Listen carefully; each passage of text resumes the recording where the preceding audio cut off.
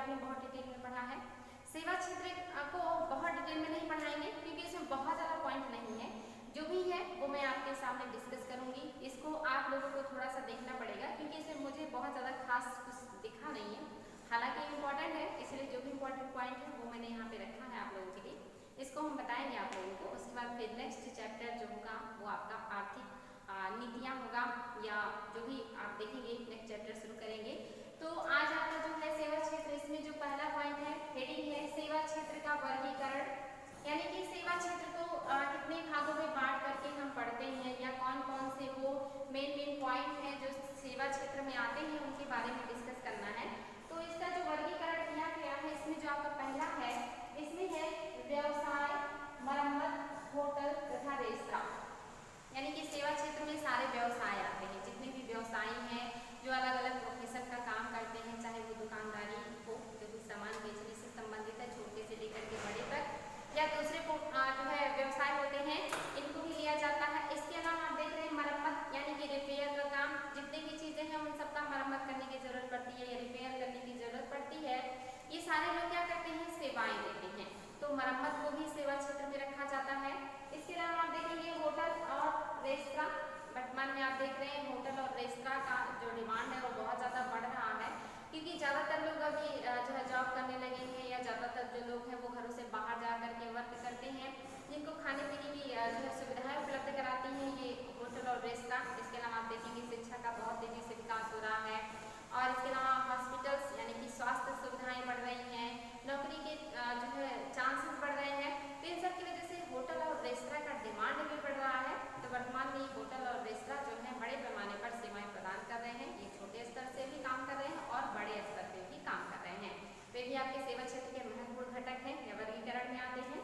इसके अलावा आप देखेंगे यातायात, भंडारण, संचार और प्रसारण। जो दूसरा पॉइंट है उसमें क्या क्या है, यातायात है। आपको पता है यातायात कितना महत्वपूर्ण योगदान दे रहा है हमारे जीवन में, और ये भी 3 तरह के होते हैं, आपको पता है वायुयान भी होते हैं, यानी कि वायु सुविधाओं से भी यातायात होता है, जल मार्ग तो बहुत बड़े पैमाने पर विदेशों से आयात निर्यात या अपने ही आसपास के राज्यों से भी आयात निर्यात हो जाता है। इसके अलावा आप देखेंगे कि स्थल मार्ग में रोड और रेलवे बड़े पैमाने पर यातायात सुविधाएं दे रहे हैं, और इनसे वस्तुओं का, सेवाओं का या फिर व्यक्तियों का भी यहाँ से वहाँ आदान प्रदान या आना जाना होता है। तो आप देखेंगे यातायात महत्वपूर्ण सेवा क्षेत्र है, यानी कि सेवा क्षेत्र का एक महत्वपूर्ण घटक है। इसके अलावा आप देखेंगे भंडारण, यानी कि वस्तुओं का भंडारण, जितना ही महत्वपूर्ण वस्तुओं का उत्पादन होता है उतना ही महत्वपूर्ण उसका भंडारण भी होता है। आप जानते हैं कि अगर उत्पादन बड़े पैमाने पे हो जाए और उसको भंडार मतलब यानी कि भंडारण ना किया जाए तो उस उत्पादन का कोई मतलब नहीं है, क्योंकि वो सारे जो हो जाएंगे वो नष्ट हो जाएंगे। आपको पता है जो प्राथमिक क्षेत्र होता है, यहाँ के जो भी उत्पाद होते हैं वो कच्चे माल के रूप में होते हैं, और इनका स्टोरेज मतलब जो स्टोर करना, इनको भंडारण करना या एकत्र करना, इनको लंबे टाइम तक सुरक्षित रखने के लिए, प्रसिद्ध जगहों में सुरक्षित रखने के लिए इन सारी चीज़ों की जरूरत पड़ती है। तो भंडारण भी कितना महत्वपूर्ण है। जैसे आप देखते हैं जो गवर्नमेंट है वो MSP जारी करती है, और उस MSP से किसानों से क्या करती है, खरीद बिक्री करती है, खरीदती है उनके उत्पादों को, और उसको ले जा करके भंडारण करती है गोदामों में, और वहाँ पे अगर सही तरीके से भंडारण ना हो तो फिर चीज़ें क्या होती हैं, नष्ट हो जाती हैं, सड़ जाती हैं, और आज भी ये परेशानी है हमारे यहाँ। लाखों टन नहीं करोड़ों टन जो है अनाज हर साल भंडारण की असुविधा होने की वजह से सड़ जाते हैं, बर्बाद हो जाते हैं, जिनका हम यूज़ नहीं कर पाते हैं, जिनको हम ना बेच पाते हैं और ना ही आपस में हम अपने गरीब भाइयों को ये वितरित कर पाते हैं। तो भंडारण की सुविधा जो होती है ये भी सेवा क्षेत्र में आता है, और ये भी आजकल बहुत ही महत्वपूर्ण रोल निभा रहा है, यानी कि जितना उत्पादन जरूरी है उतना ही उसकी सुरक्षा करना भी जरूरी है, तो ये भी आपके सेवा क्षेत्र में आएगा। इसके अलावा आप देखेंगे संचार और प्रसारण। आप जानते हैं वर्तमान समय में जो संचार और जो प्रसारण सेवाएं हैं ये बहुत तेजी से बढ़ रही हैं, और इनका बहुत ज़्यादा डिमांड भी बढ़ रहा है। आप जानते हैं वर्तमान में हर व्यक्ति के पास मोबाइल होता है, हर तरह की जो सूचनाएं हैं, हर तरह का जो मतलब लेन देन होता है, या जो भी घटनाएं घटती हैं वो सारी चीज़ें जानने के लिए, या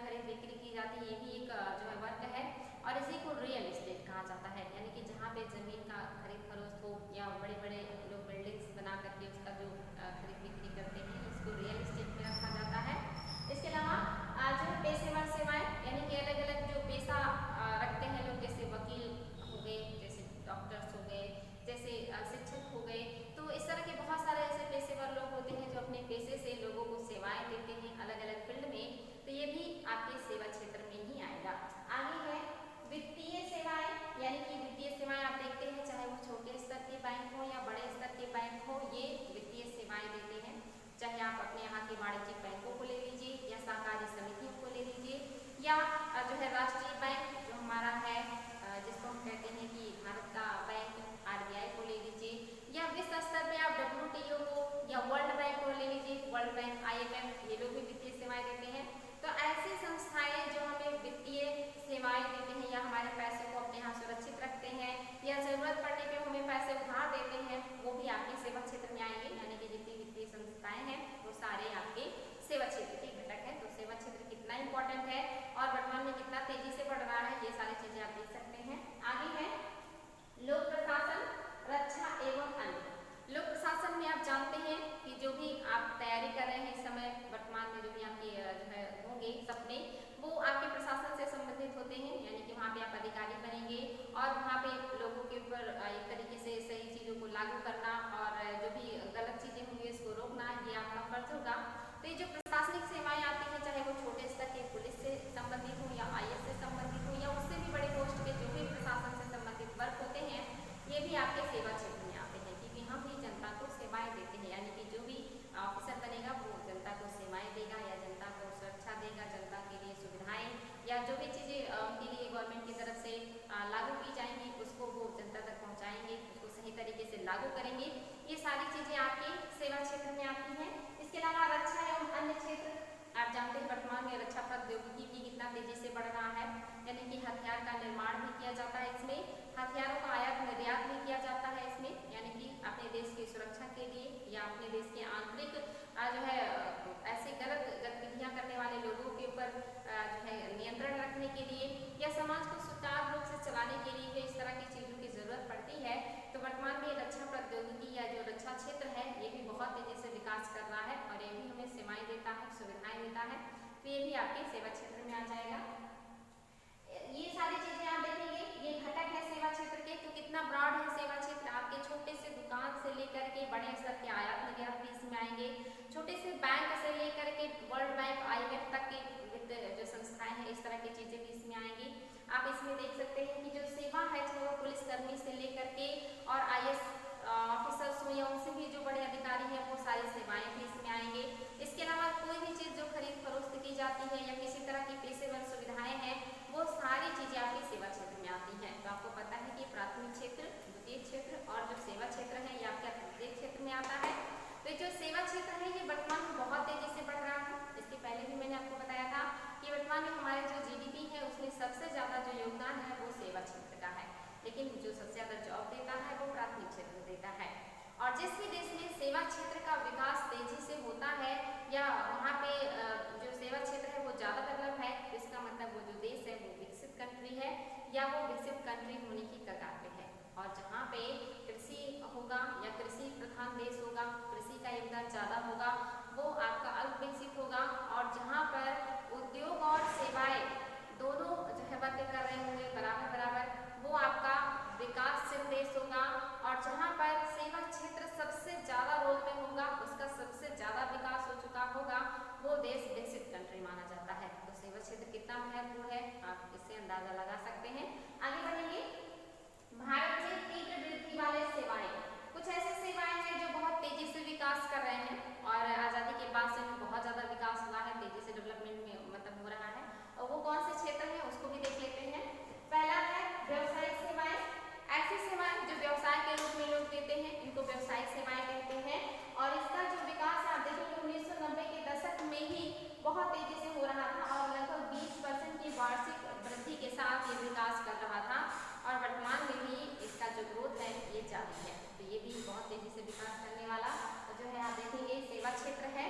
दूसरा जो है आपका संचार सेवाएं, 1990 के दशक में तीव्र वृद्धि वाले क्षेत्रों में से एक संचार सेवाएं हैं। यानी कि 1990 के दशक में जब बहुत तेजी से विकास शुरू हुआ हमारे देश का, तो उस समय जो विकास करने वाले क्षेत्र थे उनमें से एक आपका जो है संचार सेवाएं हैं। और आपको पता है संचार सेवाओं के बिना तो आप जिंदगी अधूरी सी है, क्योंकि हर इंसान को अब जरूरत है बहुत सारे नॉलेज की, बहुत सारे ज्ञान की और हर चीज़ों से अपडेट रहने की। जो भी खबरें हो रही हैं देश विदेश में या कहीं भी हो, तो इन सारी चीज़ों को जानने के लिए, अपडेट रहने के लिए, जागरूक पर्सन बनने के लिए संचार सुविधाओं का होना बहुत जरूरी है। और आजकल तो बिना संचार के इंसान बिल्कुल टूट मंडूक की तरह है।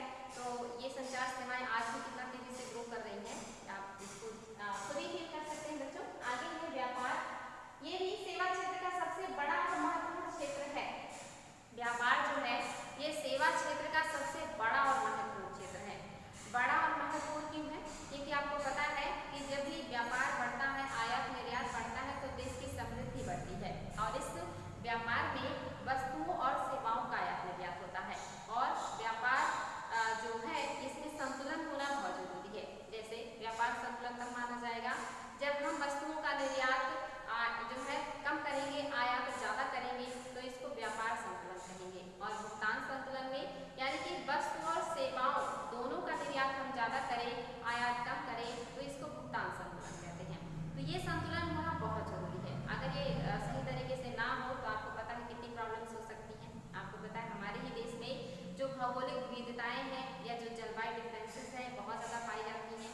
राज्य में गेहूँ बहुत ज़्यादा होता है, तो कहीं पे चावल बहुत होता है, कहीं पे मोटे अनाज है, तो कहीं पे बागवानी फसलें हैं, कहीं पे जो है फलों का उद्यान है। तो ऐसे लोगों को भी जो है व्यापार की ज़रूरत पड़ती है, क्योंकि हमें हमारे यहाँ गेहूँ बहुत ज़्यादा है तो हमें चावल की ज़रूरत होगी। या मान लीजिए जो यूपी है तो बहुत धनी एक तरीके से कहिए भौगोलिक दृष्टिकोण से राज्य है जहाँ पे सारी चीज़ें लगभग उत्पादित हो जाती हैं, लेकिन कुछ स्टेट ऐसे हैं जहाँ पे अगर फल होते हैं तो अनाज नहीं होते, अगर अनाज होते हैं कहीं पे तो वहाँ पे फल नहीं होते हैं या सब्जियां नहीं होती हैं।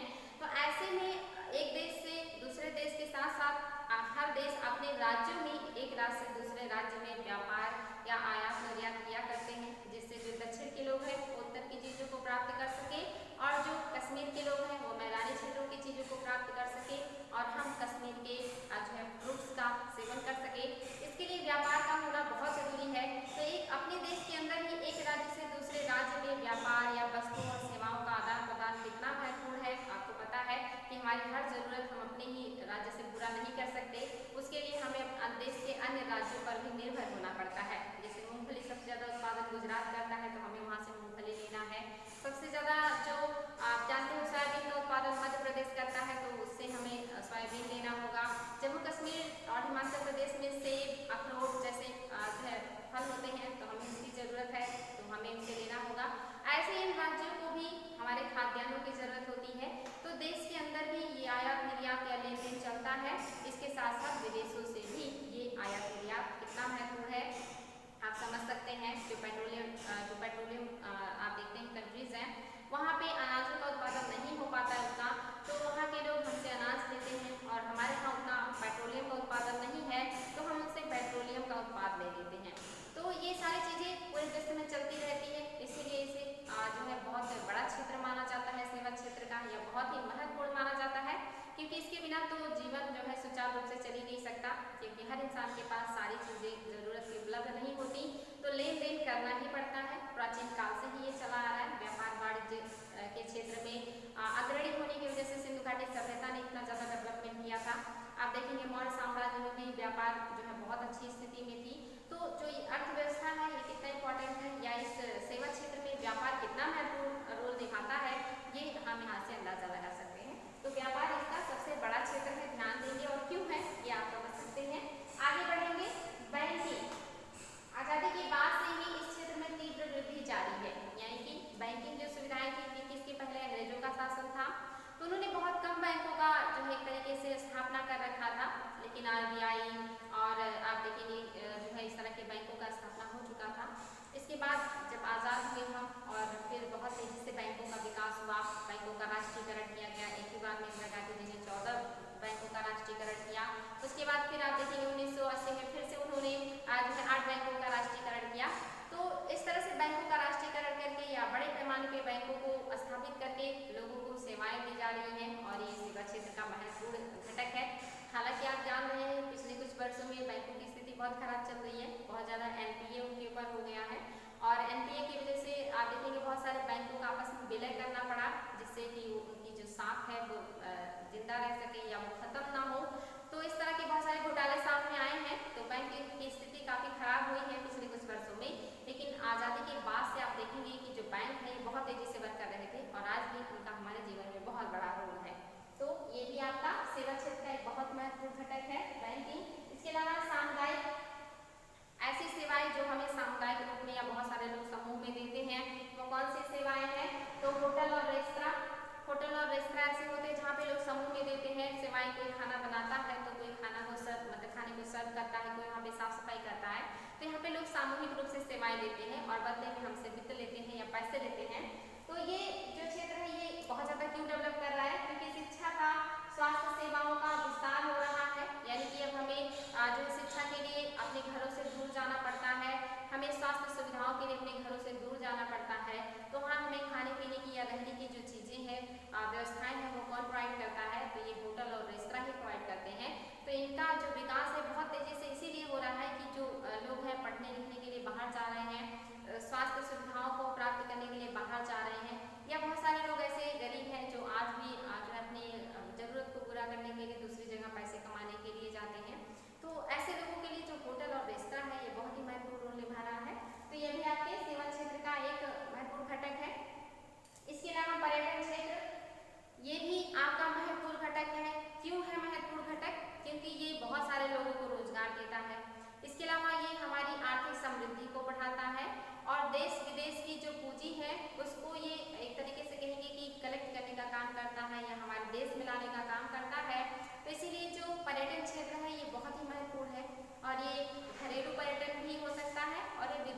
पर्यटन भी हो सकता है। तो यहाँ पे सारे पर्यटन को लिया गया है, चाहे वो घरेलू हो एक राज्य से दूसरे राज्य में, या विदेशी हो यानी कि एक देश से दूसरे देश में। तो आपका पर्यटन भी महत्वपूर्ण है, ये रोजगार देता है, काफी वृद्धि करता है, विदेशी मुद्रा अर्जन करने में महत्वपूर्ण भूमिका निभाता है। इसीलिए जो आप देखेंगे पर्यटन क्षेत्र है, ये आपका सेवा क्षेत्र का एक ही महत्वपूर्ण घटक है। नेक्स्ट है आपका बच्चों सूचना एवं संचार। ये भी बहुत ही जो है अत्यधिक व्यापक है, और जिसमें आप देखेंगे माइक्रो इलेक्ट्रॉनिक्स भी आएंगे, सेमीकंडक्टर आएंगे, कंप्यूटिंग आएंगे, सॉफ्टवेयर, हार्डवेयर, इसके अलावा दूरसंचार, माइक्रो प्रोसेसर, ऐसे बहुत सारे क्षेत्र जो है वो आपके सूचना एवं संचार प्रौद्योगिकी में आते हैं। और ये वर्तमान में बहुत तेजी से विकास करने वाला या डेवलप करने वाला क्षेत्र बन गया है। और आपको पता होना चाहिए कि जो सूचना और संचार के क्षेत्र में है, हमारा जो कर्नाटक राज्य है वो बहुत आगे है, और इसीलिए जो वहाँ का बेंगलुरु है उसको जो है आप जानते हैं हमारे देश का उसको जो है एक तरीके से कैलिफोर्निया की तरह माना जाता है हब, कि हमारे यहाँ जो इलेक्ट्रॉनिक क्षेत्र है सबसे ज़्यादा वहाँ पे विकास हो रहा है। तो ये बहुत ही इंपॉर्टेंट है कि हमारे देश में सॉफ्टवेयर या हार्डवेयर के क्षेत्र में जो कर्नाटक राज्य है ये बहुत तेजी से विकास कर रहा है, इसलिए इसको सिलिकॉन वैली कहा जाता है। इंपॉर्टेंट है सिलिकॉन वैली आपका बेंगलुरु है जो कि कर्नाटक में है, और वहाँ पे इस क्षेत्र में बहुत ज़्यादा विकास हो रहा है। और ये जो क्षेत्र है आप जानते हैं वर्तमान में सूचना एवं संचार प्रौद्योगिकी में जो ये क्षेत्र है बहुत तेजी से बढ़ रहा है। वर्तमान में आप देखते हैं बच्चों कि जो हमारा इसरो है ये कितना जो है उपग्रहों का प्रक्षेपण करता है, इससे हमें धन की प्राप्ति भी होती है, यानी कि देश विदेश या दूसरे देशों के जो लोग हैं वो अपने उपग्रहों को प्रक्षेपित करने के लिए हमारे यहाँ आते हैं। और हमारा जो इसरो है इस क्षेत्र में बहुत आगे है या अग्रणी है, दूसरे देशों के उपग्रहों को बहुत ही कम पैसे में या सस्ते में जो है प्रक्षेपित कर देता है। तो इससे भी हमें जो है काफ़ी धन लाभ हो रहा है। और वर्तमान में जो गवर्नमेंट है वो प्रयास कर रही है कि जो प्राइवेट लोग हैं उनको भी जो इस तरह की चीज़ों का निर्माण करने का जो है अधिकार दिया जाए, ताकि जो चीज़ें हैं ज़्यादातर हमारे देश में बने, मेड इन इंडिया हो, क्योंकि बहुत सारी चीज़ें आज भी हम बड़े पैमाने पर हथियारों का और इन सारी चीज़ों का जो है वो आयात विदेशों से करते हैं। आगे बच्चों पिछले कुछ वर्षों में IT जिसको सूचना प्रौद्योगिकी कहते हैं, BPM बिजनेस प्रोसेसिंग मैनेजमेंट क्षेत्र, ये जो क्षेत्र है बहुत तेजी से बढ़ रहा है, और ये भारतीय जो अर्थव्यवस्था का उत्प्रेरक क्षेत्र है। यानी कि वर्तमान में सूचना प्रौद्योगिकी कितना महत्वपूर्ण है आप सब लोग ये जान सकते हैं कि जब वर्तमान में जो सारी चीज़ें हैं वो ऑनलाइन होती जा रही हैं, या सारे जो डाटा है या जो सारी जो है सूचनाएं हैं वो सब ऑनलाइन हो रही हैं, या मतलब इलेक्ट्रॉनिक जमाना आया है। तो ऐसे में जो आप सूचना प्रौद्योगिकी है ये कितना महत्वपूर्ण रोल निभा रहा है, आप समझ सकते हैं कि हमारे अर्थव्यवस्था का ये एक तरीके से कहेंगे कि बोन है या कहेंगे आधार है जो कि उसको मजबूती देता है। और जो बिजनेस है यानी कि जो बिजनेस प्रोसेस मैनेजमेंट है ये क्षेत्र में भी बहुत ज़्यादा विकास हो रहा है। सेवा क्षेत्र में इन क्षेत्रों का बहुत ज़्यादा योगदान है।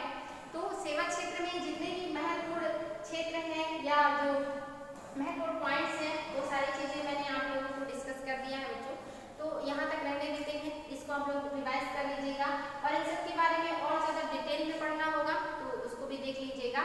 बाकी जितने भी इंपॉर्टेंट पॉइंट थे वो मैंने डिस्कस कर दिए हैं।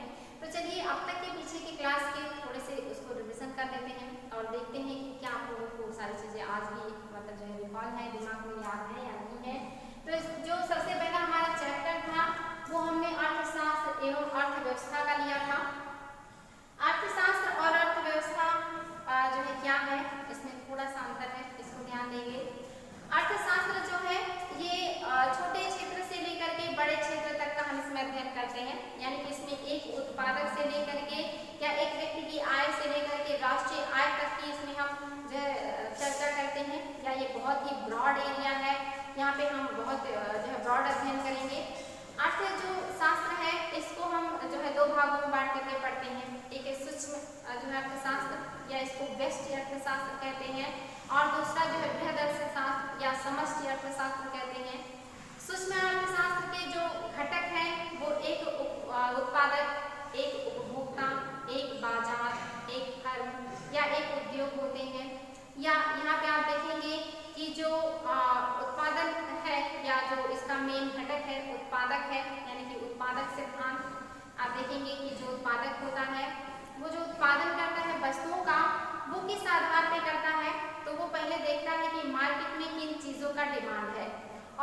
मात्रा में डिमांड है तो उसी के अकॉर्डिंग वो उत्पादन करता है कि डिमांड और मात्रा को देखते हुए उत्पादन करता है ताकि वो ज़्यादा से ज़्यादा लाभ जो है वो प्राप्त कर सके। तो ये इसका पहला सिद्धांत है। दूसरा है उपभोक्ता सिद्धांत। इसमें क्या होता है कि जो एक उपभोक्ता है उसकी जो पूंजी है वो अपनी पूंजी को अपने दैनिक जीवन या महीने के खर्च या साल भर के जो खर्च के लिए अलग अलग मदों में अलग अलग जगहों पे निवेश करता है, लगाता है और लगाने के बाद उसे जो संतुष्टि प्राप्त होती है उसका अध्ययन उपभोक्ता सिद्धांत में करते हैं। यानी कि कोई कमाने वाला व्यक्ति अपने परिवार की हर जरूरतों को पूरा करने के लिए अपने पैसों को अलग अलग क्षेत्र में इन्वेस्ट करता है और इन्वेस्ट करने के बाद उसे जो संतुष्टि मिलती है उसका जो अध्ययन है हम उपभोक्ता सिद्धांत में करते हैं। और सूक्ष्म अर्थशास्त्र का जो तीसरा जो है सिद्धांत है वो कीमत सिद्धांत है। यानी कि जो वस्तुओं का कीमत है वो कितना होगा या कितना होना चाहिए इन सब का आकलन करने के बाद ये निर्धारित किया जाता है। तो ये तीसरा जो सिद्धांत है ये भी बहुत ही महत्वपूर्ण सिद्धांत है क्योंकि ये उत्पादक और उपभोक्ता दोनों को प्रभावित करता है क्योंकि पैसे से ही जो है पूरा अर्थव्यवस्था चलता है और अर्थव्यवस्था के जो सूक्ष्म घटक है ये कीमत है, उत्पादक है और उपभोक्ता है। तो इन सारे जो है चीज़ों को हमने देखा। यानी कि जो व्यष्टि अर्थशास्त्र है ये सबसे छोटे स्तर की चीज़ों को लिया जाता है, एक व्यक्ति, एक फर्म, एक बाजार, एक उद्योग, ऐसे चीज़ों को लिया जाता है। और जो आपका व्यष्टि या जो है बृहद अर्थव्यवस्था है इसमें आप देखेंगे राष्ट्रीय आय, गरीबी, मौद्रिक नीति, मुद्रास्फीति, ऐसी बड़ी बड़ी चीज़ों को लिया जाता है और ये जो है बड़े स्तर पे काम करते हैं। तो इसको जो है माना जाता है कि ये अर्थव्यवस्था के व्यष्टि या जो है समष्टि या बृहद अर्थशास्त्र में इसको लिया जाता है। तो बहुत इंपॉर्टेंट बच्चों ध्यान देंगे, इसी घटक को मैंने लिखा हुआ है यहाँ पे।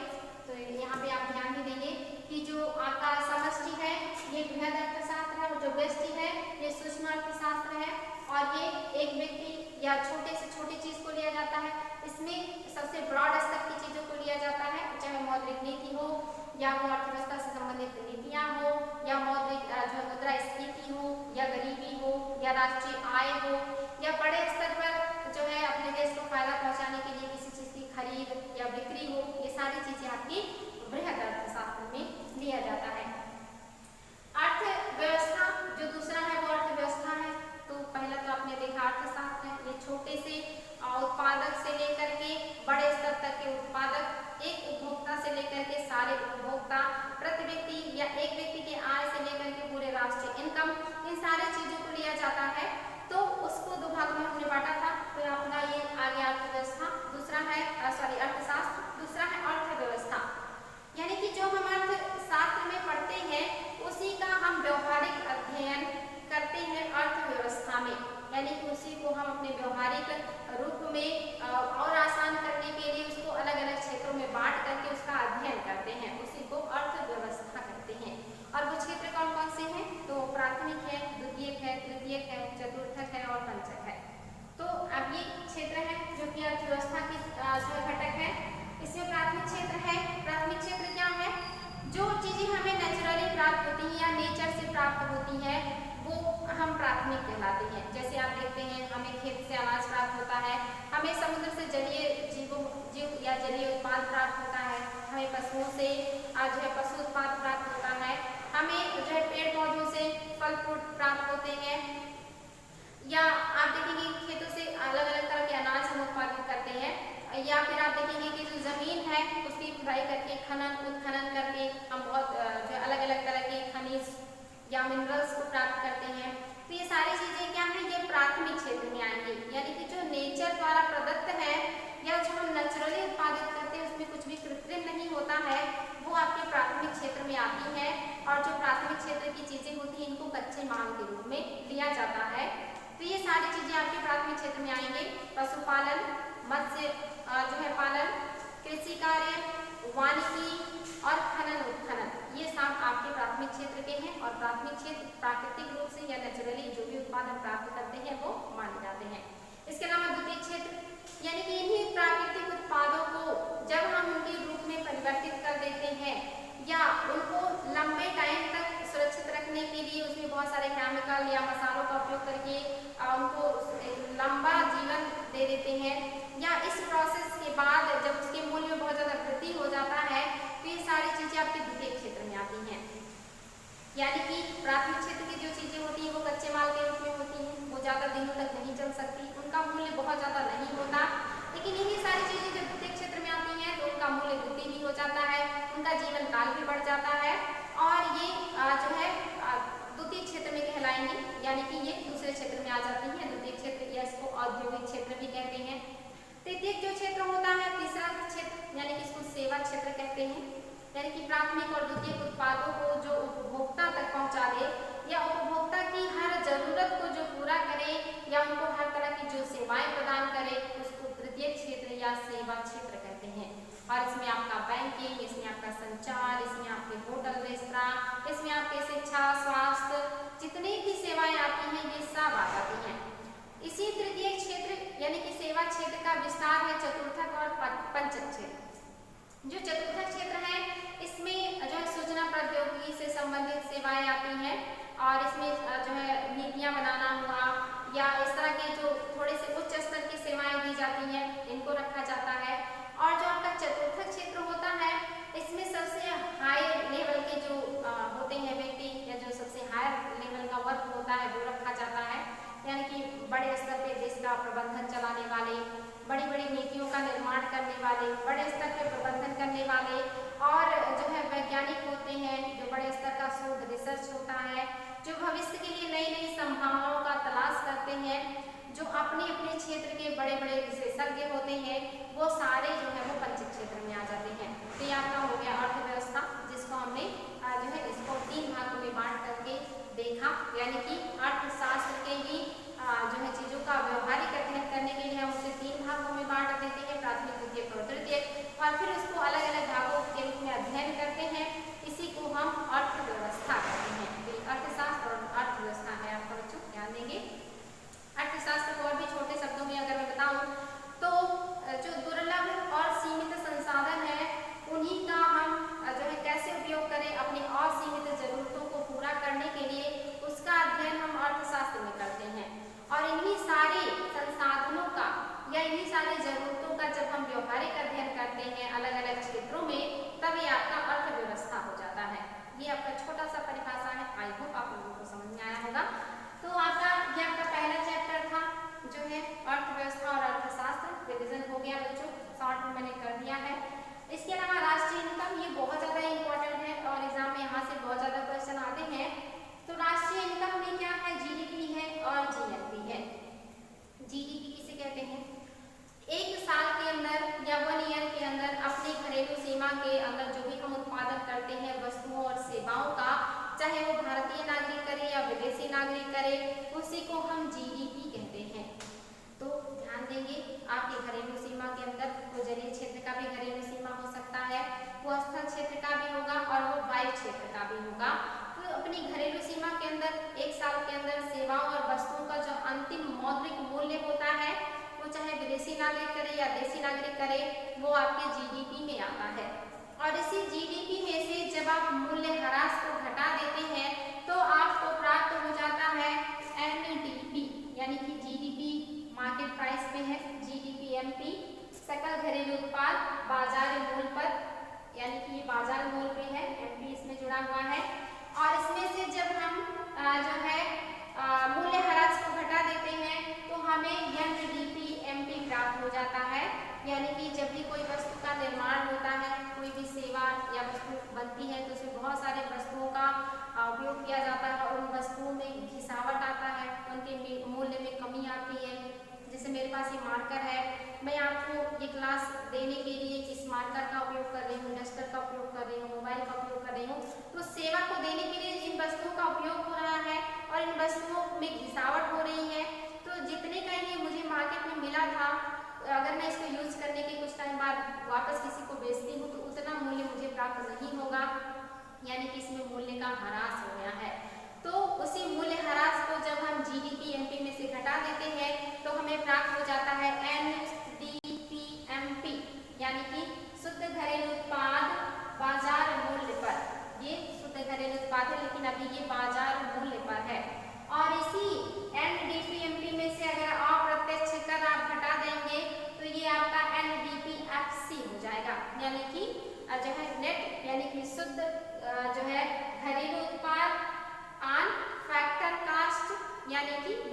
वो शुद्ध होगा, वो निबल होगा, उसमें कुछ भी अब जुड़ा नहीं रह गया है।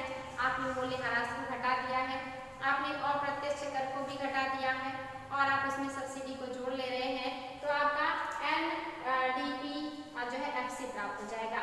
या इसी GDP में से आप जो है घटा देंगे मूल्यह्रास को, अप्रत्यक्ष कर को घटा देंगे, सब्सिडी को जोड़ लेंगे, तो यही GDP FC आपको मिल जाएगा। तो बहुत आसान है, GDP में से मूल्यह्रास को घटाएंगे तो आपका जो है NDP मिलेगा और NDP में से आप जब अप्रत्यक्ष कर को घटा के सब्सिडी को जोड़ लेंगे तो आपका वही NDP FC हो जाएगा। आगे है GNP MP। GNP MP क्या होता है?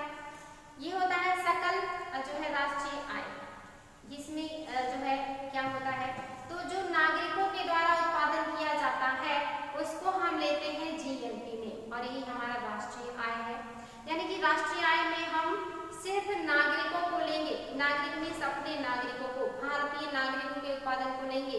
अब वो भारतीय नागरिक चाहे हमारे देश में उत्पादन कर रहे हो या विदेशों में उत्पादन करके हमारे देश में भेज रहे हो, उन सबको हम लेंगे GNP में, यानी कि इसमें हम विदेशी नागरिकों के उत्पाद को नहीं जोड़ेंगे। यानी कि आपने देखा GDP में हमने जो है वस्तुओं और सेवाओं के अंतिम मूल्य को लिया है, उसमें विदेशी और देशी दोनों नागरिकों को लिया है, लेकिन जब हम GNP लेंगे तो हम GNP में विदेशी नागरिकों के उत्पाद को घटा देंगे और विदेशों से जो भारतीय नागरिक भारत में भेजते हैं उसको जोड़ लेंगे, तो आपका GNP हो जाएगा। तो GNP में सिर्फ नागरिकों का उत्पादन होता है, यानी कि अपने देश के नागरिकों का उत्पादन होता है, उसमें विदेशियों का उत्पादन नहीं होता। तो GDP में से जब हम माइनस कर देंगे विदेश में भेजे गए विदेशियों के द्वारा आय को और प्लस कर लेंगे, यानी कि जोड़ लेंगे भारत में भेजे गए विदेशियों अपने देशी नागरिकों के द्वारा भेजे गए आय को, तो हमें प्राप्त हो जाएगा GNP। और इसी GNP में से जब हम मूल्यह्रास को घटा देंगे तो हमें प्राप्त हो जाएगा N जो है L, यहाँ पे देखेंगे NNP MP, यानी कि G वहाँ से हट जाएगा, यहाँ पे N जुड़ जाएगा, यानी कि ये शुद्ध राष्ट्रीय उत्पाद होगा। लेकिन अभी ये MP पे है, यानी कि मार्केट प्राइस में है, यानी कि GNP में से मूल्यह्रास को घटाएंगे तो NNP MP प्राप्त हो जाएगा, शुद्ध राष्ट्रीय उत्पाद।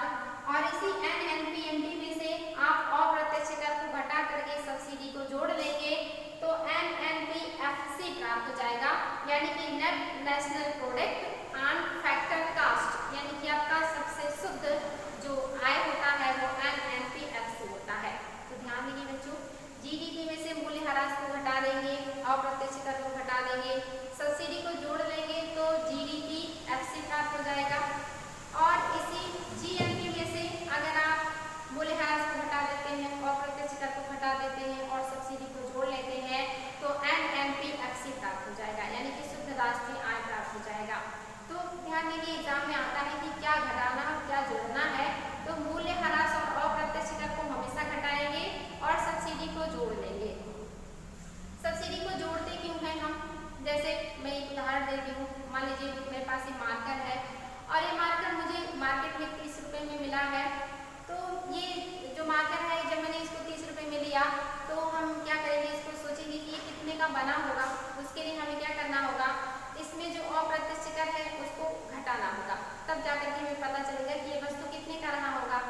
यानी कि ये जो वस्तु है सरकार क्या करती है, ऐसी वस्तुओं पर सब्सिडी देती है ताकि ऐसी वस्तुएं सस्ती मिले और हर व्यक्ति की पहुंच में आए। तो अगर ये मुझे 30 रुपये का मार्केट में मिला है तो इसका मतलब इसमें जो है सब्सिडी जुड़ी हुई है, यानी कि इसका मूल्य और ज़्यादा ना होगा और गवर्नमेंट ने सब्सिडी दे करके इसको कम किया है और ये मुझे कम कीमत में प्राप्त हुआ है। तो यहाँ पे जो क्या करना होगा कि आपको यहाँ से सब्सिडी को हटा देना होगा और जो आपका अप्रत्यक्ष कर है उसको आप जोड़ लेंगे तो आपको पता चल जाएगा कि ये वस्तु कितने का बना होगा। क्योंकि जब कोई वस्तु बन के तैयार होती है तो गवर्नमेंट उस पर अप्रत्यक्ष कर लगा देती है। वो वस्तु अगर बहुत ज़्यादा महंगी हो गई तो उस पर गवर्नमेंट कुछ सब्सिडी दे देती है, जिससे वो वस्तु जो है वो थोड़ी सस्ती हो जाती है।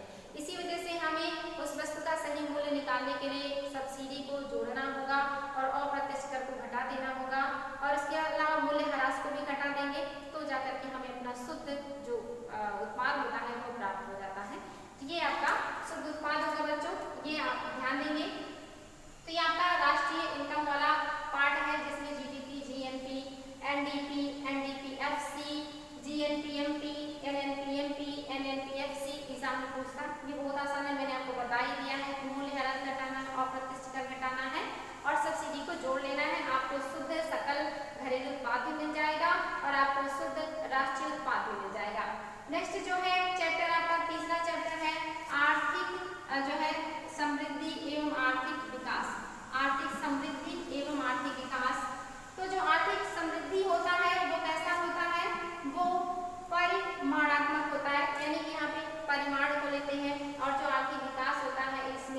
परिमाण और गुणात्मक दोनों चीजों को लेते हैं। यानी कि आप देख सकते हैं आर्थिक जो समृद्धि है इसमें क्या क्या लिया जाता है। तो इसमें आप देखेंगे जो है जो मतलब एक व्यक्ति है, जैसे प्रति व्यक्ति आय हो गया, राष्ट्रीय आय हो गया, यानी कि यहाँ पे ज्यादातर हम पैसे को लेंगे या इकोनॉमी को लेंगे कि हमें ज्यादा से ज्यादा लाभ कैसे प्राप्त हो सकता है। यहाँ पे पैसे को बचाने का या पैसे को ज्यादा से ज्यादा प्राप्त करने का प्रयास किया जाता है, उसको आर्थिक समृद्धि कहते हैं। यानी कि यहाँ पे सिर्फ पैसों पे ही ध्यान दिया जाता है, व्यक्ति के जो है फिजिकल ग्रोथ पे या उसकी मानसिक ग्रोथ पे या उसकी और सारी चीजों की जो जरूरतें होती हैं उसका इसमें अध्ययन नहीं किया जाता है। यहाँ पे सिर्फ धन के परिमाणात्मक चीजों का अध्ययन किया जाता है कि कितना ज्यादा हमने धन को प्राप्त किया या कितना ज्यादा हमने धन का संचय किया या कितने ज्यादा धन का हमने निवेश किया। इन सारी चीजों को समृद्धि में या आर्थिक समृद्धि में मतलब पढ़ते हैं। आर्थिक विकास में हम चीजों के ग्रोथ के साथ साथ यानी कि प्रति व्यक्ति आय और राष्ट्रीय आय के साथ साथ व्यक्ति के ऊपर पड़ने वाले सामाजिक, राजनीतिक, आर्थिक, सांस्कृतिक इन सारे क्षेत्रों का भी अध्ययन करते हैं। यानी कि अगर कोई जो है व्यक्ति है और मान लीजिए दो परिवार है, एक परिवार में जो है पैसे बहुत आते हैं लेकिन वो पैसे स्टोर करके रख लिए जाते हैं, उसको लोगों की जरूरतों पर उपयोग नहीं किया जाता। लेकिन एक दूसरा परिवार है जो अपने परिवार के हर जरूरत पे ध्यान देता है, जैसे उनकी अच्छी शिक्षा की सुविधा उपलब्ध कराता है, अच्छे स्वास्थ्य की सुविधाएं उपलब्ध कराता है, उनके खान पान और हर चीज का जो व्यवस्था है वो बढ़िया करता है, घर में हर सुविधाएं उपलब्ध कराता है जिससे जो बच्चे हैं वो पढ़े, स्वस्थ रहें, आगे बढ़े।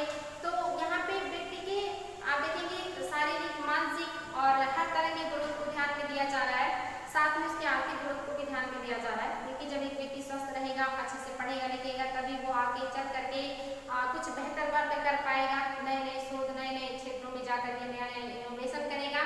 लेकिन अगर घर में पैसा है लेकिन लोगों के स्वास्थ्य पे, शिक्षा पे या उनकी जरूरतों पे नहीं ध्यान दिया जा रहा है तो वो फिर जो विकास है वो ज़्यादा दिनों तक नहीं रह पाता है और वो खत्म हो जाता है।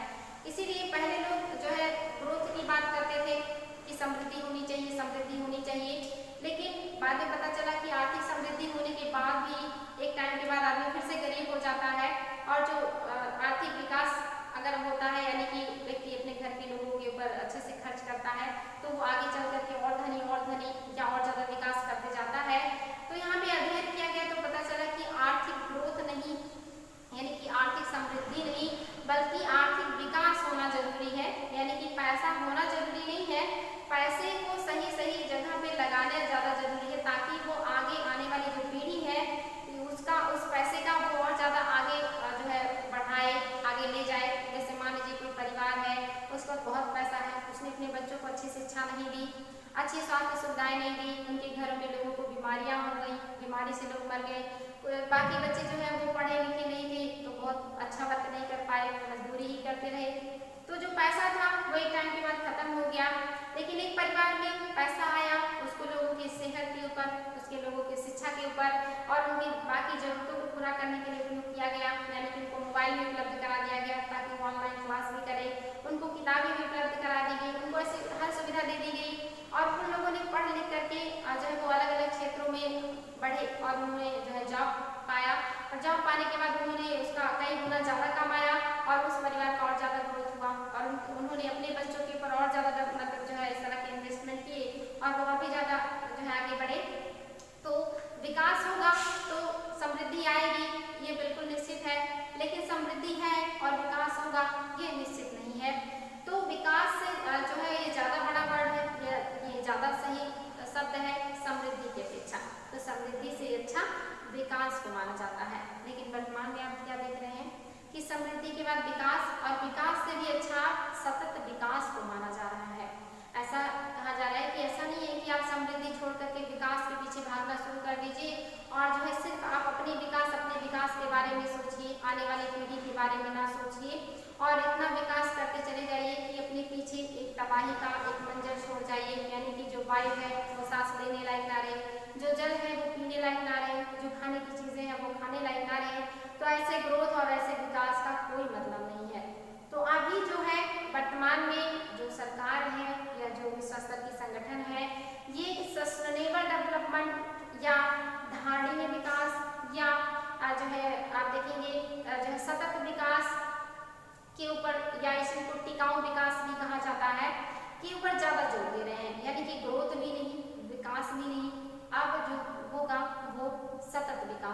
यानी कि जो है सस्टेनेबल डेवलपमेंट होगा। तो अगर आपसे कोई जो है पूछे कि ग्रोथ ज़्यादा सही है या विकास ज़्यादा सही है या सस्टेनेबल जो डेवलपमेंट है ये ज़्यादा सही है, तो सबसे सही जो है वो सतत विकास है। यानी कि आप अपना भी विकास कीजिए और अपनी आने वाली पीढ़ी के लिए भी छोड़िए कि उसे भी शुद्ध पानी, शुद्ध हवा, शुद्ध भोजन नसीब हो, या उसके लिए भी प्राकृतिक जो संसाधन है उसको छोड़िए कि वो भी दोहन कर सके और जो आने वाली पीढ़ी है वो भी जो है अच्छे से जी सके। तो इसके लिए सस्टेनेबल डेवलपमेंट बहुत जरूरी है और बिल्कुल सही है। अगर विकास कम हो ठीक है, धीरे धीरे हो ठीक है, लेकिन विकास ऐसा होना चाहिए कि हम अपने पीछे तबाही और बर्बादी नहीं बल्कि लोगों के लिए जीवन छोड़ करके जाएं। यानी कि बढ़ते रहें, धीरे धीरे बढ़ें और हमेशा बढ़ते रहें। ऐसा ना हो कि आज हम दौड़ जाएं और दौड़ने के बाद जब हम एक मकाम पे पहुंचे तो हमें पता चले कि आगे तो अब दौड़ने के लिए कुछ बचा ही नहीं और पीछे जो हम छोड़ के आए हैं वो लोगों के चलने लायक भी नहीं रहा। तो ऐसा रास्ता नहीं बनाना है कि खुद दौड़ जाए और पीछे लोग चल भी ना पाए, बल्कि ऐसे रास्ते बनाने हैं जो आसान हो, जो धीरे धीरे चले, जो सबके लिए यूजफुल हो। तो सस्टेनेबल डेवलपमेंट बहुत जरूरी है बच्चों, हर क्षेत्र में होना चाहिए और ये बिल्कुल होना चाहिए। आगे बढ़ेंगे तो ये सारी चीजें मैंने आपको बताई हैं, ध्यान देंगे। यहाँ पे आप दिया भी है कि जो जीडीपी है वो प्रति व्यक्ति आय को लिया जाता है, राष्ट्रीय आय को लिया जाता है। इसके अलावा जो विकास है उसमें सामाजिक, सांस्कृतिक, राजनीतिक, आर्थिक इन सारे परिवर्तनों को शामिल किया जाता है। तो ये 3 चैप्टर का रिवीजन मैंने आपको करा दिया। चौथा जो चैप्टर है वो कृषि क्षेत्र है। कृषि क्षेत्र में क्या क्या मैंने पढ़ाया था, तो कृषि के पिछड़े होने के क्या कारण है, तो छोटे जोत, उनका विखंडन, उनका अपखंडन, जो है सही तरीके से जो खेत का होता है मतलब कटाई ना होना, उसका मेड़ बहुत ज़्यादा होने की वजह से, हमारी जो टेक्नोलॉजी है वो बहुत ज़्यादा पुरानी होने की वजह से, हमारे पास उन्नत बीज नहीं है, अच्छी टेक्नोलॉजी नहीं है, ये भी रीज़न है। इसके अलावा हमारी अपनी सोच, हम वही परंपरागत कृषि करते जा रहे हैं, कुछ नया डेवलपमेंट नहीं कर रहे हैं। इसके अलावा मिट्टी की जाँच ना होना, वित्त की सही व्यवस्था ना होना, हमारा मानसून पे बहुत ज़्यादा निर्भर होना, या ज़्यादातर जो छोटे छोटे जोत है यानी कि सीमांत किसान है जिनके पास बहुत ज़्यादा लैंड नहीं है, जो ज़्यादातर लैंड है वो सीमित लोगों के हाथों में है जो बहुत ज़्यादा उपयोग नहीं कर पा रहे हैं। तो ऐसे बहुत सारे कारण हैं या अनगिनत कारण हैं जिसे आप खुद फील कर सकते हैं, आप जानते भी होंगे कि यही सारे रीज़न है कि हमारा जो कृषि है वो बहुत ज़्यादा ग्रोथ नहीं कर पा रहा है। तो अगर सुधार करना होगा तो इन्हीं सारी कमियों को हम दूर कर दें तो कृषि के क्षेत्र में सुधार हो जाएगा और कृषि फिर से जो है वो ग्रोथ करना शुरू कर देगा। इसके अलावा कृषि क्रांतियां भी हैं, बहुत सारी क्रांति है, नीली क्रांति, पीली क्रांति, धूसर क्रांति, काली क्रांति, इंद्रधनुषीय क्रांति, ये सारी क्रांतियां हैं जो एग्जाम में बार बार पूछता है कि कौन सी क्रांति किस कृषि क्षेत्र से संबंधित है। तो ये आप लोग रिविजन कर लीजिएगा बच्चों, मैंने सारी चीजें पिछली क्लास में बताई है, बहुत इंपॉर्टेंट है। आगे है जो है न्यूनतम समर्थन मूल्य एमएसपी, मैंने ये भी आप लोगों को बताया था कि एमएसपी जो गवर्नमेंट है वो क्यों जारी करती है। तो पहले तो हमारे पास खाद्यान्न ही नहीं था, लेकिन जब हरित क्रांति आई और खाद्यान्न बड़े पैमाने में उत्पादन हुआ तो किसान उसे जब मंडी में बेचने ले गए तो उन्हें उनकी जो उत्पाद था उसका इतना भी मूल्य नहीं मिल रहा था कि जितना उन्होंने लगा करके उत्पादन किया था, क्योंकि जब भी जो है डिमांड बढ़ता है तो सप्लाई बढ़ जाता है और जब सप्लाई बढ़ता है तो कीमतें गिर जाती हैं। ये बाजार का नियम है, यानी कि अगर डिमांड होगा तो सप्लाई बढ़ेगी और जब सप्लाई बढ़ती है तो कीमतें घट जाती हैं, और अगर कभी कीमत बढ़ी तो यानी कि उसका डिमांड ज़्यादा है तो फिर से सप्लाई बढ़ता है। तो ये मार्केट जो है अपने आप कभी उतार चढ़ाव में लगा रहता है, लेकिन इसमें जो किसान है उनको नुकसान हो जाता है। मान लीजिए एक साल उन्होंने कृषि किया लेकिन उत्पादन बहुत अच्छा नहीं हुआ, चीज़ों की क्राइसिस हो गई, मार्केट में डिमांड बढ़ा, उसकी कीमतें बढ़ गई। अगले साल लोगों ने सोचा कि उत्पादन ज़्यादा करेंगे और उत्पादन किया, नेक्स्ट ईयर जो है वो डिमांड कम हो गई क्योंकि उत्पादन इतना ज़्यादा हो चुका है तो डिमांड कम हो जाएगी, जाहिर सी बात है, तो उसकी कीमतें गिर जाती हैं। तो उस साल जब किसानों ने बहुत ज़्यादा उत्पादन किया तो उसकी डिमांड कम हो गई, सप्लाई कम हो गया, कीमत कम हो गई, किसानों को उतना भी नहीं मिला जितना उन्होंने लगा के उत्पादन किया था। उन्होंने जो है मना कर दिया उत्पादन करने से या कम उत्पादन करने लगे। तो दूसरे साल जो है वो डिमांड बढ़ने लगा क्योंकि सप्लाई कम हो चुकी थी, कीमतें बढ़ने लगी, तो गवर्नमेंट जो है यहाँ पे डिस्टर्ब हुई। उन्होंने किसानों से कहा कि आप उत्पादन कीजिए, किसानों ने मना कर दिया। उन्होंने कहा कि अगर हम उत्पादन करते हैं तो क्या गारंटी है कि हमें हमारे उत्पाद का सही मूल्य मिलेगा या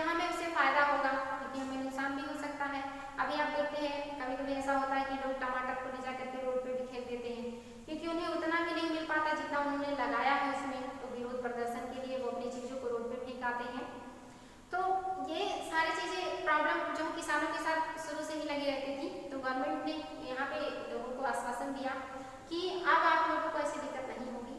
जो भी फसल का सीजन आएगा, खरीफ का फसल या रबी का फसल, उसके लगने से पहले यानी कि फसल लगाने के पहले ही मैं MSP जारी कर दूंगा।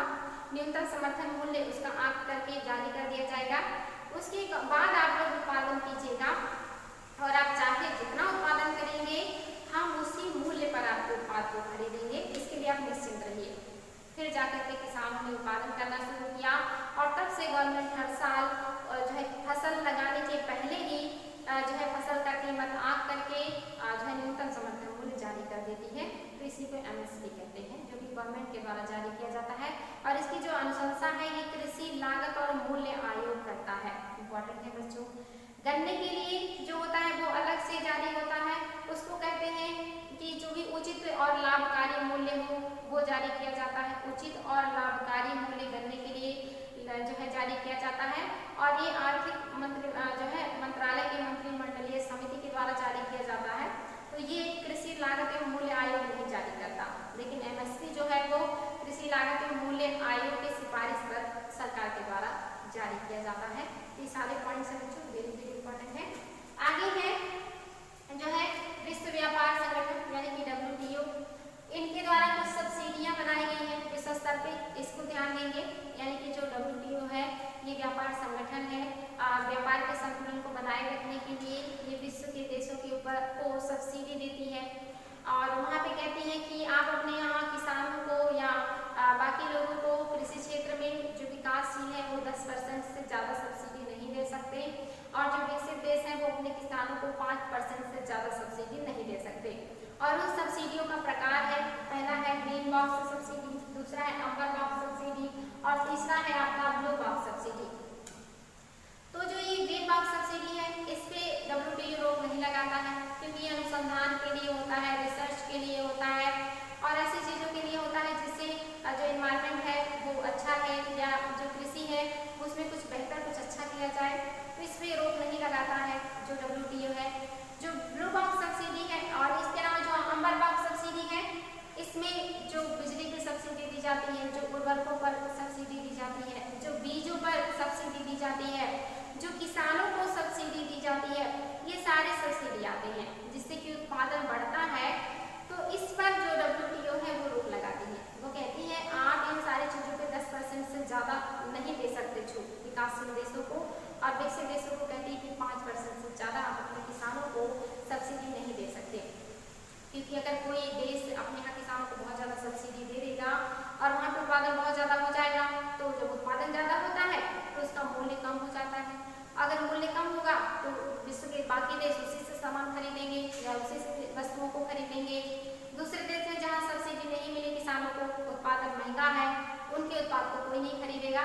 तो व्यापार में विश्व स्तर पर कोई डिसबैलेंस ना हो, कोई बहुत ज़्यादा और कोई बहुत कम जो है सब्सिडी ना दे दे जिससे प्रॉब्लम क्रिएट हो। तो इन सारी चीज़ों को बैलेंस करने के लिए WTO है ये सब्सिडी लेके आती है, ग्रीन बॉक्स, अम्बर बॉक्स और ब्लू बॉक्स। ब्लू बॉक्स जो है यानी कि जो अम्बर बॉक्स सब्सिडी है इसी को सशर्त लागू करने का जब परमिशन देती है जो WTO है, यानी कि उसके परमिशन के अंतर्गत अगर आप उन सारी चीज़ों को लागू करते हैं तो उसे ब्लू बॉक्स सब्सिडी कहा जाता है। तो ये बच्चों ये सब्सिडी पूछता है कि किसने लगाया है या किसमें कौन सी चीज़ें आती हैं। तो पहले में है नेचुरल चीज़ें यानी कि अनुसंधान हो गया, रिसर्च हो गया, नई नई चीज़ें स्टोरेज हो गई। दूसरे में है सब्सिडियाँ आ जाती हैं। तीसरे में है सशर्त जो है अगर अम्बर बॉक्स की सारी चीज़ों को लागू किया जाए तो WTO रोक नहीं लगाती है। तो ये सब्सिडियाँ हैं, ध्यान देंगे। इसके अलावा जो है यहाँ देखिए विकसित जो देश है वो 10% और विकास जो विकसित है वो 5%, विकासशील 10% देंगे। नेक्स्ट जो चैप्टर है वो औद्योगिक क्षेत्र है, ये काफ़ी बड़ा चैप्टर है और इम्पोर्टेंट भी है। तो औद्योगिक क्षेत्र में क्या क्या है, अब तक जो औद्योगिक नीतियाँ बनाई गई हैं महत्वपूर्ण नीतियाँ कौन कौन सी हैं, तो 1948 का है, यहाँ पे औद्योगों को 4 भागों में बांटा गया था। 1956 की औद्योगिक नीति भी बहुत इंपॉर्टेंट है। इसके अलावा 1973, 1986, 91 ये सारी जो है औद्योगिक नीतियाँ हैं, इनको बच्चों देख लेंगे आप लोग, बहुत इंपॉर्टेंट है। 91 की जो नीति है ये वेरी वेरी इंपॉर्टेंट, क्योंकि यहाँ पे LPG लाया गया था, यानी कि लिबरलाइजेशन, प्राइवेटाइजेशन और ग्लोबलाइजेशन, निजीकरण, वैश्वीकरण और जो है आप देखेंगे यहाँ पे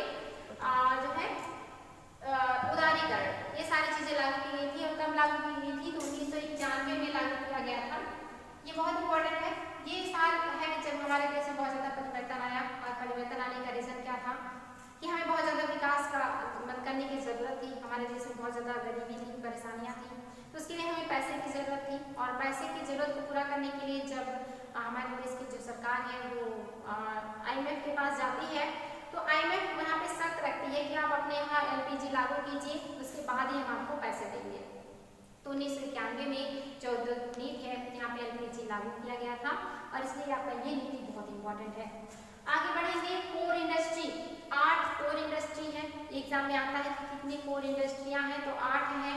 उसमें वर्तमान में जो भारांश है वो घटता बढ़ता रहता है। वर्तमान में जो सबसे ज्यादा आप देखेंगे इसमें कोर उद्योग में जो भारांश है वो 28% रिफाइनरी का है। वेरी वेरी इंपॉर्टेंट है बच्चों। और जो सबसे कम है वो उर्वरक का है, 2.63% है। इसमें आप देखेंगे 8 कोर उद्योगों में कोयला है। कोयला का जो भारांश है वो 10.33% है। कच्चा जो तेल है इसका भारांश 9.85% है, यानी कि 9.85% है। प्राकृतिक गैस का जो भारांश है वो 6.68% है। और जो रिफाइनरी का जो है भारांश है वो 28% है। और जो उर्वरक का भारांश है वो 2.63% है। इस्पात का जो भारांश है 17.92% है। और जो सीमेंट का है वो 5.37% है। और बिजली का 19.85% जो भारांश है ये है। तो सबसे ज्यादा भारांश रिफाइनरी का है, याद रखेंगे, और सबसे कम जो है वो उर्वरक का है। और ये आपके 8 कोर उद्योग है। इन 8 का नाम बिल्कुल रटा होना चाहिए। बहुत ज्यादा यहाँ से एग्जाम में क्वेश्चन पूछता है कि कौन कौन से हैं जो कोर उद्योग में शामिल हैं, या इनमें से कौन सा है जो कोर उद्योग में शामिल नहीं है, तो ये आप लोगों को याद होना चाहिए। आगे है महारत्न, नवरत्न और मिनी रत्न कंपनियां। वर्तमान में 10 महारत्न कंपनियां हैं, इनकी संख्या आपको याद होना चाहिए। और आपका जो मिनी रत्न है ये 14 है, नवरत्न जो है वो 14 है, और जो मिनी रत्न है ये 73 है। ये जो 10 महारत्न कंपनियां हैं इनका नाम आप लोगों को बिल्कुल रटा होना चाहिए बच्चों। पहला है भारत हैवी इलेक्ट्रॉनिक लिमिटेड, दूसरा है भारत पेट्रोलियम कॉर्पोरेशन लिमिटेड, तीसरा है कोल इंडिया लिमिटेड, चौथा है जो है गेल, यानी कि जो है गेल इंडियन लिमिटेड, सॉरी यहाँ पे आपका जो है ये गेल है, इसको ध्यान देंगे। नेक्स्ट है आपका हिंदुस्तान पेट्रोलियम लिमिटेड, और नेक्स्ट है Indian oil corporation of India, और सातवां है राष्ट्रीय ताप विद्युत निगम लिमिटेड, और नेक्स्ट है oil and natural gas corporation limited, और 9वां है steel authority of India limited, और 10वां है power grid corporation of India limited. तो ये आपको 10 महारत्न कंपनियों के नाम याद होने चाहिए। एग्जाम में आता है कि इनमें से कौन सा है जो महारत्न में शामिल है और कौन सा है जो शामिल नहीं है। इनकी जो नवरत्न है, जो मिनी रत्न है, इनकी जो है संख्या के बारे में पूछता है, तो संख्या याद रखिएगा बच्चों। नेक्स्ट है MSME, लघु मध्यम एवं सूक्ष्म उद्योग, यहाँ का नेक्स्ट पॉइंट है। आपको पता है वर्तमान में ये बहुत तेजी से विकास करने वाले उद्योग धंधे हैं। ये सबसे ज्यादा रोजगार प्रोवाइड कर रहे हैं लोगों को, ये सबसे ज्यादा अर्थव्यवस्था में अपना योगदान दे रहे हैं विकास में। तो ये वर्तमान में जो है सबसे अच्छे या कहिए तीव्र विकास करने वाले क्षेत्र बन गए हैं MSME जो क्षेत्र है। तो ये इंपॉर्टेंट है बच्चों। सूक्ष्म लघु जो है या मध्यम उद्योग, ये इंपॉर्टेंट है, ध्यान देंगे। ये रोजगार भी दे रहे हैं, पैसे का क्रिएशन भी कर रहे हैं, पूंजी निर्माण कर रहे हैं, और हमारी अर्थव्यवस्था को मजबूत कर रहे हैं, लोगों को अपने पैरों पर खड़े होने का पूरा मौका दे रहे हैं। तो ये MSME है, ये भी औद्योगिक क्षेत्र का है। विनिवेश, विनिवेश भी आप बहुत इंपॉर्टेंट है। आप देख रहे हैं वर्तमान में बहुत ज्यादा जो गवर्नमेंट है वो विनिवेश कर रही है। निवेश मीन्स होता है किसी उपक्रम में पैसे को लगाना, तो उसको निवेश कहते हैं, और उसी पैसे को वापस प्राप्त करने के लिए उस उपक्रम के जो शेयर है, जो हिस्सेदारी है, उसको बेच देना विनिवेश कहलाता है। और ये 3 तरह का होता है। एक सांकेतिक विनिवेश होता है। सांकेतिक विनिवेश मतलब बहुत छोटा हिस्सा जो है उसको बेचिए, 5%, 10%, 20%, 30%, 49% तक आप कर सकते हैं। यानी कि 5% से लेकर के 49% तक का अगर आप जो है विनिवेश करते हैं, यानी कि अपनी हिस्सेदारी बेचते हैं, तो उसको कहते हैं सांकेतिक विनिवेश। और अगर 50% से अधिक और 74% तक का आप विनिवेश करते हैं तो इसको कहते हैं सामरिक जो है विनिवेश। और अगर आप पूरी तरीके से जो है उपक्रम को बेच देते हैं, यानी कि पूरा विनिवेश कर देते हैं, तो उसे रणनीतिक विनिवेश कहते हैं। तो ये विनिवेश है बच्चों, कहीं की पूंजी लगाएंगे तो निवेश है, उसी पूंजी को वापस प्राप्त करने के लिए अपनी हिस्सेदारी या अपने उपक्रम को बेच दीजिए तो विनिवेश है। तो इम्पोर्टेंट है, ध्यान देंगे।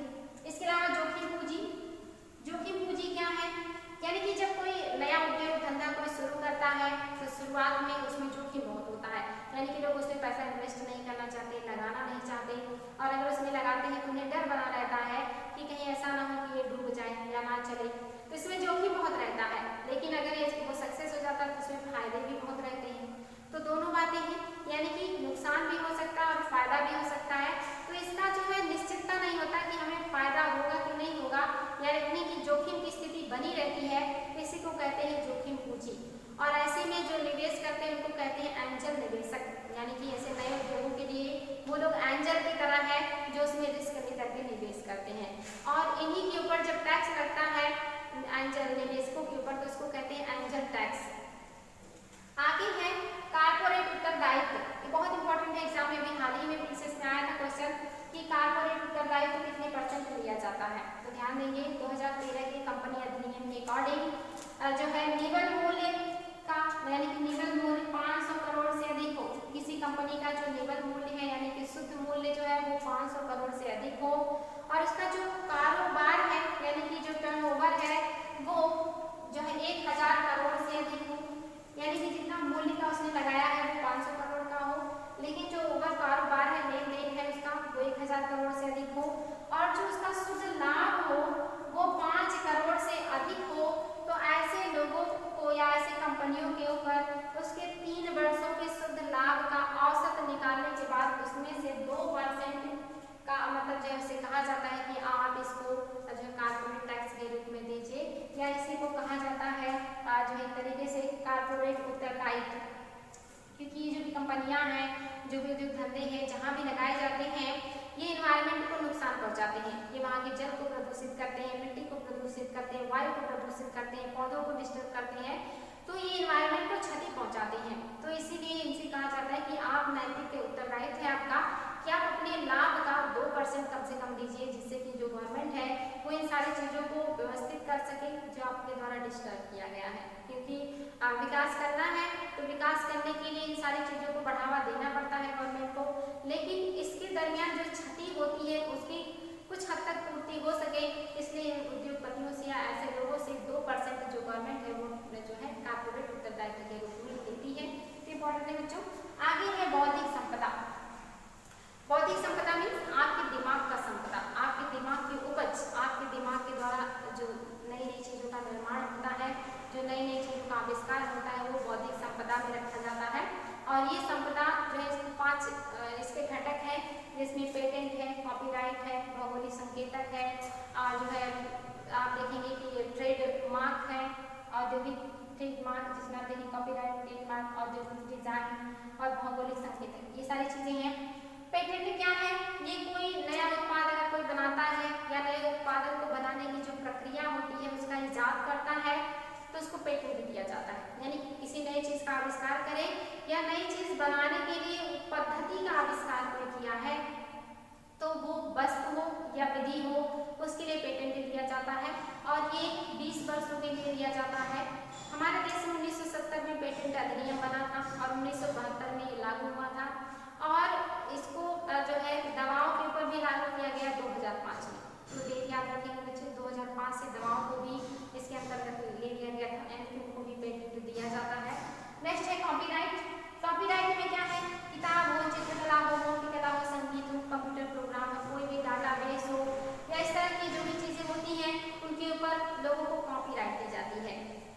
और जिसका भी ये सारी चीज़ें जिसने भी बनाई हुई है, जिसका भी ये वर्क होता है, वो जो है उसको 2 तरह के अधिकार दिए जाते हैं, एक नैतिक और एक आर्थिक। यानी कि अगर कोई जो है आविष्कार का यानी कि किताब का या मूर्तिकला का या संगीत का या उसके डाटा का उपयोग करना चाहता है तो उसके लिए उसे जो है उस व्यक्ति से परमिशन लेना होगा, और वो पैसे के रूप में भी हो सकता है और नैतिक के रूप में भी हो सकता है। यानी कि आर्थिक अधिकार मीन्स कि वो व्यक्ति जितना चाहे उसे पैसा ले करके उसके बदले में अपने आविष्कार का उपयोग करने का जो है दे सकता है परमिशन, या अगर पैसा नहीं लेना चाहता है तो वो जो है क्या कर सकता है कि उनको नैतिक दायित्व के रूप में, यानी कि जो भी उत्पाद वो बेचेंगे उस व्यक्ति का नाम अंकित करेंगे और इसी को कहते हैं नैतिक जो है दायित्व या नैतिक लाभ। इसके अलावा आप देखेंगे ट्रेडमार्क है। ट्रेडमार्क आप जानते हैं वो चित्र के रूप में भी हो सकता है, किसी सुगंध के रूप में भी हो सकता है, किसी रेखा के रूप में भी हो सकता है।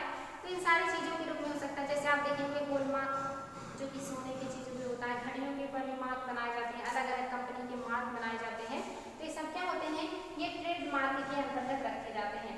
औद्योगिक डिजाइन ये भी ऐसे ही है, यानी कि जैसे आप देखेंगे कि जब आप इको मार्क देखते हैं तो आपको पता चल जाता है कि एनवायरमेंट के लिए अनुकूल है। आप ISI का मार्क देखते हैं तो आपको पता होता है कि ये वस्तु मजबूत होगा। तो ये सब क्या हो गए हैं, ये ट्रेडमार्क है। देखिए, और औद्योगिक डिजाइन यानी कि किसी भी उद्योग का जो है अलग अलग डिजाइन होता है, जिससे हम पहचानते हैं कि ये उत्पाद किस जो है उद्योग का होगा। यानी कि वस्तुओं में डिफरेंसेस करने के लिए, उनमें अलग अलग जो है अलग अलग करने के लिए इस तरह के जो है मार्क का उपयोग किया जाता है, जिससे वस्तु पहचानी जा सके कि किस जो है कंपनी की कौन सा उत्पाद है या किस तरह का है। तो इसके लिए उपयोग किया जाता है औद्योगिक डिजाइन। नेक्स्ट जो है आपका भौगोलिक संकेतक, जिसको GI टैग कहते हैं, जियोग्राफिकल इंडिकेशन।